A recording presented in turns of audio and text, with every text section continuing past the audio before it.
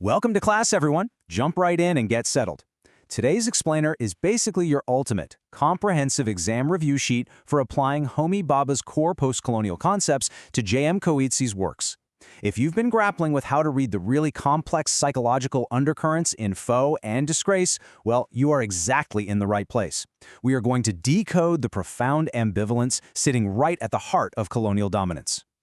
Here is our syllabus for today. First up, we'll build a post-colonial literary analysis guide. Second, we'll tackle mirror stage identity anxiety. Third, we're comparing mimicry and hybridity. Fourth, we'll explore unhomeliness through Susan and Friday. And finally, we will wrap up with some final exam review questions to make sure you're ready to go. Okay, let's jump straight into Section 1, our post-colonial literary analysis guide, which will act as our theoretical scaffold.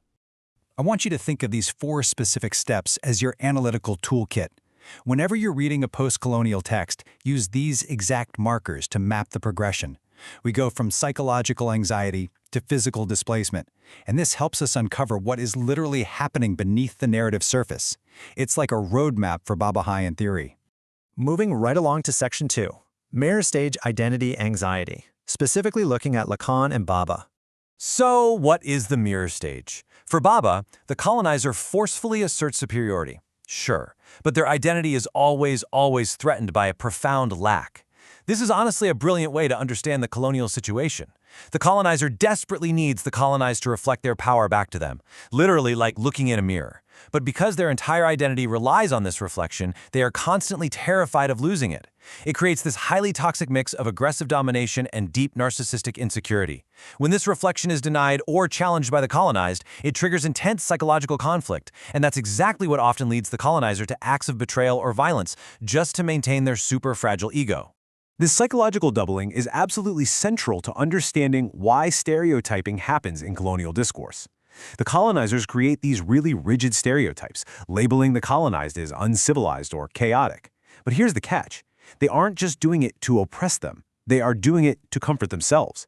It is a literal defense mechanism against their own internal identity anxiety. Let's take a quick interactive pause right here. Think about Susan Barton and Foe. Using Bhabha's framework, I want you to predict Susan's exact psychological motivation before we reveal the answer. Why does she feel this burning need to constantly remind everyone, including herself, how civilized she is compared to the voiceless Friday? Did you guess it? The crucial point is that her assertion of supremacy is actually an expression of extreme identity anxiety. By labeling Friday as the uncivilized other, she is desperately trying to stabilize her own fractured sense of self. Without the social structures of England to prop her up, she falls into what our text calls Beckettian doubt, a profound existential void of meaning about who she really is. Now, let's compare 2 of our ultimate symbols of colonial instability, David Lurie and Susan Barton. Both of them are desperately clinging to a dying order. In Disgrace, David Lurie walks around almost like a sleepwalker in a post-apartheid society. He's entirely unable to adapt, and he literally suffers an identity failure when the power dynamic shifts. Similarly, in Foe, Susan Barton tries to control Friday's narrative just to maintain her own authority. They are both absolutely terrified of losing that mirror reflection. All right, let's dive into Section 3, comparing mimicry and hybridity, and how they shift the balance of power. A prime example of hybridity in Disgrace is Petrus's deliberate use of hybridized English. This is a brilliant move because it subtly questions Lurie's linguistic authority. Think about it. The colonizers brought English to South Africa to dominate, but Petrus takes that language and remixes it. By doing this, he actually shifts the power. The language is no longer purely the colonizer's tool. It's been hybridized. And this deeply unsettles Lurie because he suddenly realizes he no longer controls the discourse. Then we have mimicry, which forces the colonizer to see a skewed, highly threatening reflection of themselves.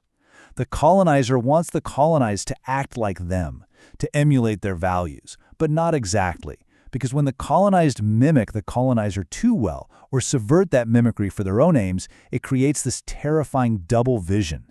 Suddenly the master is looking at a reflection that they simply cannot control.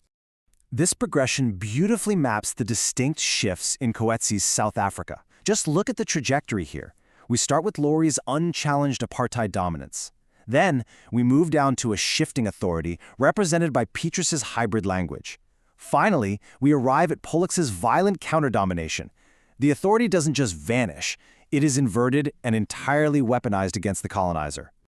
Let's pause again for a classroom discussion question. Think about Pollock's threat. How does this post-apartheid violence actually fit the theoretical definition of mimicry?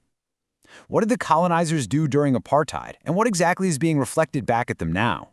It's a genuinely harrowing realization. The text argues that the characters are subverting colonial strategies by turning the very violence of the colonizers right back onto them as revenge. The mimicry here is not just about adopting farming skills or a new language. It is mimicking the historical violence and subjugation of colonialism itself. It is the ultimate, catastrophic breakdown of the colonial mirror. Okay, moving into section 4, on homeliness, focusing on Susan and Friday in Foe. This concept of unhomeliness perfectly captures the profound isolation experienced on Crusoe's island. And remember, it's not just about being physically away from your house. It is a deep, psychological unmooring where your cultural roots have literally been severed. You don't belong to the new culture, but you really no longer fit into your old one either, which leaves you entirely adrift. Notice how differently unhomeliness impacts these two characters. Susan is actively aware of her displacement. She's trapped between two worlds, assimilating but yearning for England, and calling herself an island dweller. Friday, however, is the ultimate subaltern. He is a subject completely outside the colonial power structure. Because he is tongueless and his history has been entirely erased by the colonizers, he isn't just trapped between worlds, he is denied a world entirely and pushed to the absolute margins of existence. This quote from Susan is absolutely brilliant. It perfectly illustrates her resistance to a unitary identity and her deep-seated anxiety about belonging. She is romanticizing the island's moon while simultaneously longing for an English roof.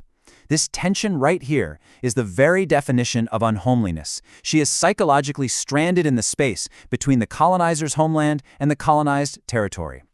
And that brings us to Section 5, our final exam review questions. All right, grab your notebooks. As we wrap up this review, you need to make sure you have the following takeaways firmly memorized for your upcoming post-colonial fiction exam. Understanding these mechanisms is the absolute key to unlocking Coetzee's narratives. Consider these points your ultimate study guide for how ambivalence functions at the site of colonial dominance. The big takeaway here? The colonizer's power is never absolute. It's always fractured by anxiety, and it is constantly being deconstructed by the colonized through things like hybridity and mimicry. If you can articulate exactly how these mechanisms operate in Coetzee's characters, you are absolutely going to ace your essays. I want to leave you with this final provocative essay question to ponder tonight. How does a complete lack of language become the ultimate resistance to the colonizer's mirror? If Susan needs Friday to reflect her civilized identity back to her, what happens when he offers absolutely nothing, just a tongueless silence? Think on that as you prepare for your exam. Thanks for joining this explainer, and happy studying.